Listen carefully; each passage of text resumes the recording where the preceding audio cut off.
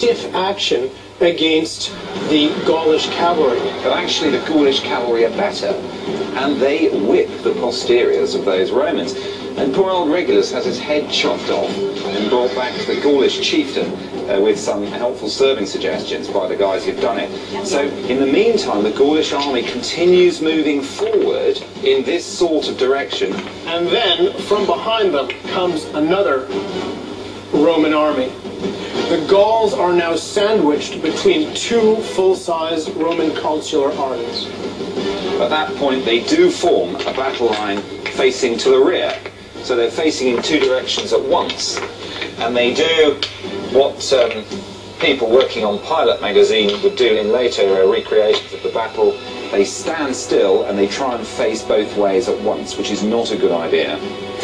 Coming out from this side of the Gauls' army are those big, naked men with spears, and they're shaking their genitals at the Romans. They're daring them to come on. This always works against other Gauls, intimidate them, and the Roman light troops, the velites, come up to these naked men, stand a little ways away, take their javelins, big Gallic man, big target, and start chucking javelins into them. Well, this is the first time anybody's actually stood up to these big, hard men from the Alps. And they turn around and they head back through their own people. They disrupt their own formation, heading back through them. And all of the other Gauls, the big, hard men from northern Italy, see the biggest, hardest mercenaries legging it right through their own army. Yeah, they don't look quite so hard with a javelin through them. And at that point, at that point, of course, they are well and truly in the sandwich. The panicking Gaisate have unsettled the army, and the Romans can come in for the kill.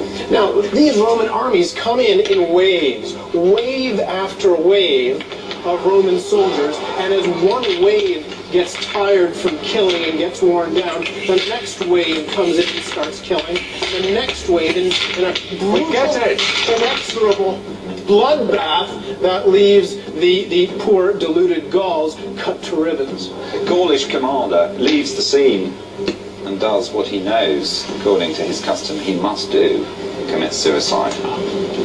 So it's been nice knowing you, Nick. Would it have been possible for our team to win? Could the Gauls have won at all? If they'd concentrated their combat power against one Roman army and defeated it, and then turned and faced the other Roman army, they'd have had a chance. Well, look, thank you very much, Mark and Eric. Nice try. Guys. Thank you. Team from Pilot magazine did a decent job. Unfortunately, you did lose the battle, but you also lost the war. So there you are. Listen, well done. Thank you. The Romans pummeled the Gauls at the real Battle of Telamon, crushing tribal opposition and pushing further into northern Italy. Within 2 years, the Roman frontier stretched all the way to the Alps.